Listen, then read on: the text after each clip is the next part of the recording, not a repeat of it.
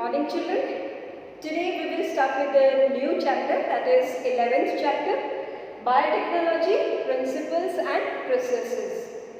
Children, throughout the history it is being observed that the human knowledge about the natural sciences is being used for development of technologies that are beneficial to the human race. Okay? Biotechnology is the branch of biology that deals with the living organisms, okay, or the enzymes of the living organisms which are beneficial, which are useful to the humans. Okay, so if we talk about biotechnology, then biotechnology includes, or biotechnology is the techniques of using living organisms or their enzymes for the products or processes useful to humans.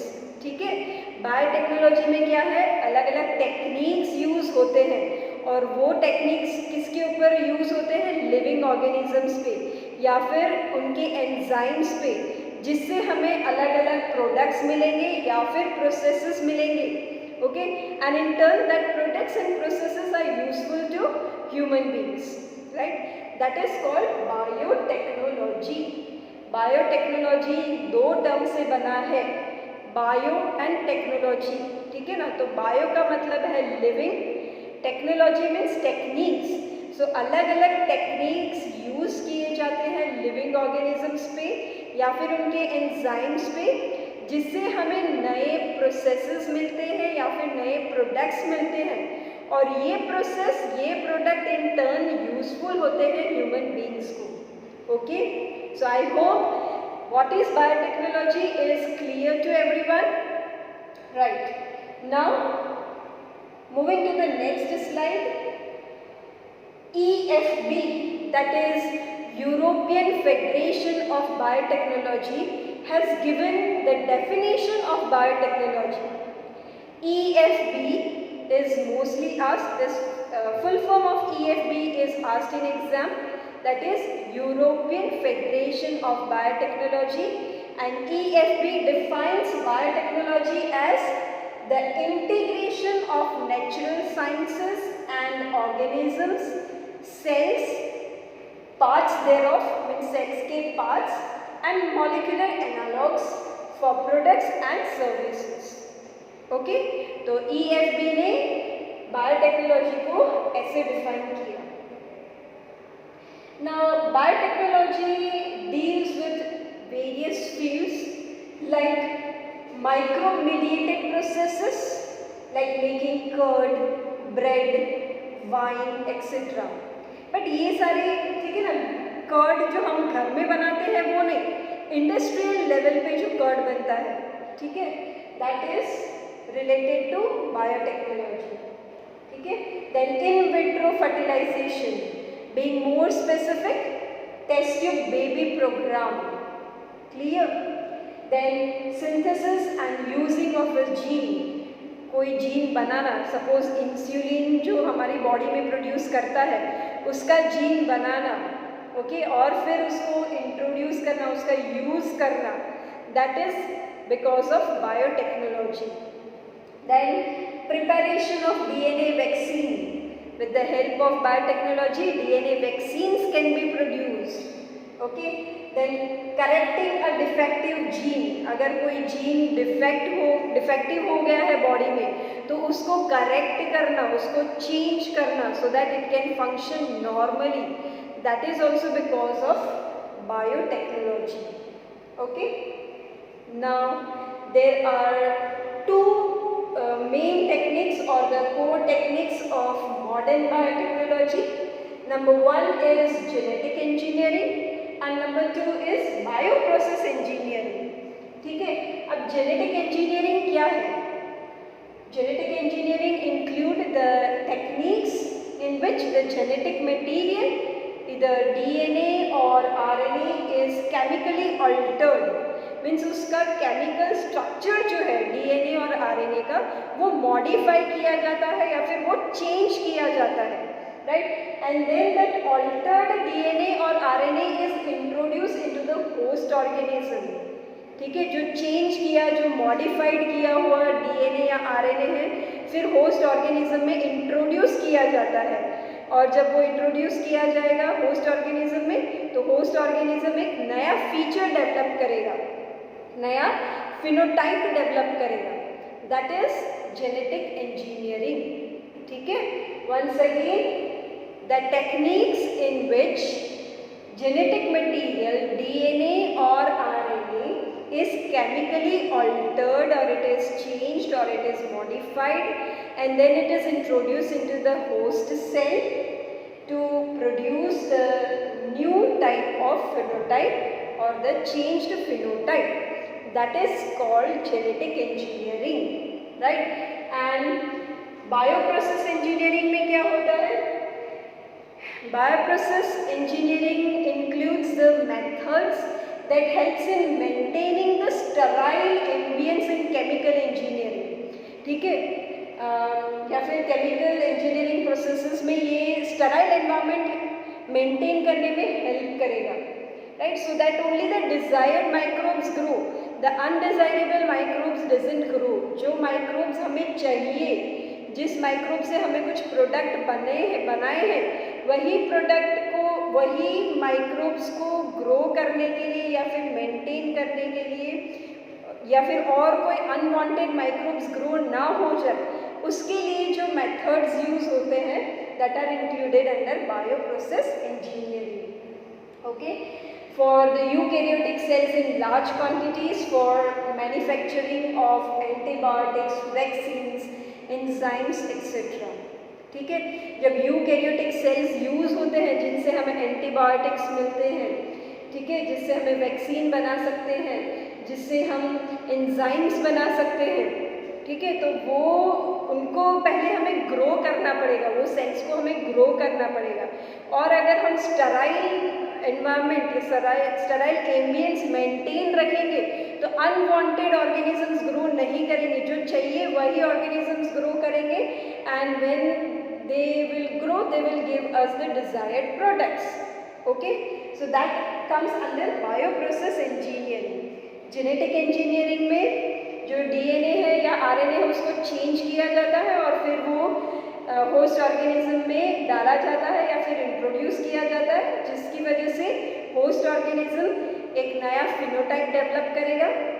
और bioprocess engineering में एक क्या होता है, sterile environment maintain किया जाता है। ठीक है, now children there are basic steps in genetically modifying an organism. जब कोई भी ऑर्गेनिज्म को जेनेटिकली मॉडिफाई किया जाता है, चेंज किया जाता है, जेनेटिकली मीन्स उनका जो डीएनए है, जेनेटिक मटेरियल है, वही पूरा चेंज किया जाता है। ठीक है, तो when the organisms are genetically modified they are called GMO, that is genetically modified organisms. Okay, और ऑर्गेनिजम्स को जेनेटिकली मॉडिफाई करने के लिए 3 बेसिक स्टेप्स होते हैं। ठीक है, there are 3 steps for obtaining the genetically modified organisms. Number 1 is identification of DNA with desirable genes. सबसे पहले हमें अगर कोई ऑर्गेनिज्म को मॉडिफाई करना है तो क्या मॉडिफिकेशन चाहिए, और वो मॉडिफिकेशन जो जीन कर सकता है या फिर डीएनए का फ्रेगमेंट कर सकता है, तो वो उसको हमें पहले आइडेंटिफाई करना पड़ेगा। ये जीन है, that we need to introduce into the host organism, then only the organism can be modified. ठीक है, so that is the first basic step. The second step is introduction of the identified DNA into the host. ठीक है, अब ये जो DNA identify हुआ उसको host organism में इंट्रोड्यूस करना, that is the second step. And third step is maintenance of introduced DNA in the host and transfer of the DNA into its progeny. अब पहले हमने डिजायरेबल जीन वाला DNA identify कर लिया, फिर उसको होस्ट में डाल दिया, उसके बाद क्या, उसके बाद वो डीएनए जो होस्ट में डाला वो मेंटेन होना चाहिए और फिर मेंटेन होने के बाद वो अपने प्रोजेनी में भी पास कर सके, ऐसा होना चाहिए। सो that is the third step. Okay, let us see all these steps in detail one by one. Children, जब sexual reproduction होता है ना, organisms that undergo sexual reproduction, they undergo meiosis type of cell division. तो जब meiosis होता है, meiosis में क्या होगा, क्रॉसिंग ओवर होता है, क्रोमोसोम्स का क्रॉसिंग ओवर होता है, और जब ये क्रॉसिंग ओवर होगा there will be exchange of genetic material. Suppose ये एक क्रोमैटिड है, ये दूसरा क्रोमैटिड है, तो ये जब क्रॉसिंग ओवर होगा तो जेनेटिक मटेरियल जो इसके पास है वो इसको दिया जाएगा, और जो इसके पास है वो इसको दिया जाएगा, right. So crossing over takes place which leads to recombination. ठीक है, तो this was the traditional method or traditional hybridization which was being used for the plant and animal hybridization processes. But उसमें एक drawback क्या था, traditional method में along with the desirable genes, the undesirable genes were also introduced and they were multiplied. ठीक है, desirable jeans तो जाते ही थे, पर डिज़ायरेबल जीन्स के साथ अनडिज़ायरेबल जीन्स भी जाते थे. ठीक है, और वो अनडिज़ायरेबल जीन्स भी फिर मल्टीप्लाई होते थे होस्ट ऑर्गेनिज्म में, right. But in genetic engineering technique only the desirable gene, जो डिज़ायरेबल जीन है जो हमें इंट्रोड्यूस करना है वही हम इंट्रोड्यूस कर सकते हैं with the help of genetic engineering technique. Okay, so that is the first step. Second step is introduction of the identified DNA into the host organism. ठीक है, जब पहले हमने आइडेंटिफाई कर लिया, उसके बाद जीन क्लोनिंग होता है, ठीक है, और फिर जीन इंट्रोडक्शन होता है. Okay, now introduction of the identified DNA into the host, और वो कैसे होगा, जो हमने जीन आइडेंटिफाई कर दिया वो होस्ट ऑर्गेनिज्म में कैसे जाएगा. Okay, it will go with the help of a vector DNA such as plasmid. ठीक है, अब प्लाज्मिड क्या है, प्लाज्मिड एक एक्स्ट्रा क्रोमोसोमल डीएनए है.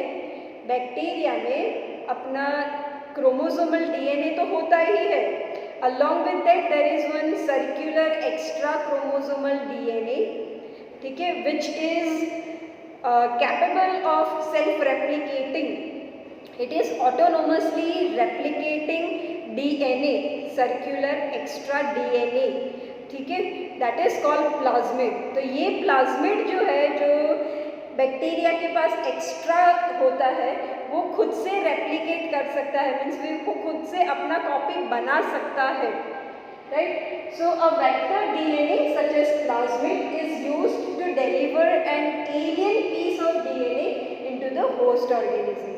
तो जो हमने पहले डीएनए आइडेंटिफाई कर दिया फर्स्ट स्टेप में, जब वो हमें इंट्रोड्यूस करना है होस्ट ऑर्गेनिज्म में, तो हमें पहले किसका यूज़ करना पड़ेगा, वेक्टर का, and that vector is nothing but the plasmid. So with the help of plasmid the alien DNA और the foreign DNA can be introduced into the host organism. Okay, so that is about the second step of the genetic engineering. Now the third step, हमने जो हमारा gene of interest था वो host organism में भी डाल दिया. अब डालने के बाद क्या, जैसे मैंने आगे बताया, वो डीएनए मेंटेन होना चाहिए और वो डीएनए अपने डॉटर सेल्स में भी पास होना चाहिए, प्रोजेनी सेल्स में भी पास होना चाहिए. ठीक है, so third step is maintenance of introduced DNA in the host and transfer of DNA to its progeny. Okay, a piece of alien DNA has no sequence called the origin of replication. Alien DNA जो है, ठीक है, जो हमारा DNA of our interest है, उसके पास origin of replication नहीं होता है. Origin of replication we have already studied in 6th chapter. Okay, so alien DNA doesn't have the sequence origin of replication. अगर वो सीक्वेंस नहीं होगा तो वो खुद को रेप्लिकेट नहीं कर पाएगा. ठीक है, तो अगर उसको खुद को रेप्लिकेट करना है तो क्या होगा, it has to be integrated into the recipient genome which has ORI, that is origin of replication. फिर से बताती हूँ, origin of replication जो है ORI, वो एलियन डीएनए के पास नहीं होता है। अगर वो नहीं होगा एलियन डीएनए के पास तो वो खुद को रेप्लिकेट नहीं कर पाएगा, वो खुद को मल्टीप्लाई नहीं कर पाएगा। तो उस केस में पहले ये जो एलियन डीएनए है वो कहाँ पे इंट्रोड्यूस होता है, वो होस्ट ऑर्गेनिज्म के जीनोम में इंट्रोड्यूस किया जाता है। और जो होस्ट ऑर्गेनिज्म का जेनेटिक मटेरियल है या फिर जीनोम है उसके पास ओरिजिन ऑफ रेप्लिकेशन होता है, ठीक है। तो जब वो होस्ट ऑर्गेनिज्म का जीनोम रेप्लिकेट होगा तो उसके साथ साथ जो एलियन डीएनए है या फिर फॉरेन डीएनए है वो भी रेप्लिकेट हो जाएगा, okay. So the alien DNA is integrated into the recipient genome and it multiplies and inherits along with host DNA, ठीक है। तो मल्टीप्लाई तो हो जाएगा होस्ट जीनोम के साथ, बट जब वो सेल डिवाइड होगा तो उसके जीनोम के साथ ये जो एलियन डीएनए है वो भी प्रोजेनी सेल्स को दिया जाएगा, okay. So that is about the third step of genetically modified organisms. जब हमें ऑर्गेनिज्म को जेनेटिकली मॉडिफाई करना है तो इस तरह से हम कर सकते हैं, okay. Now that is all for today. In our next video, we will be continuing the chapter further. I hope today's topics are clear to everyone. Thank you.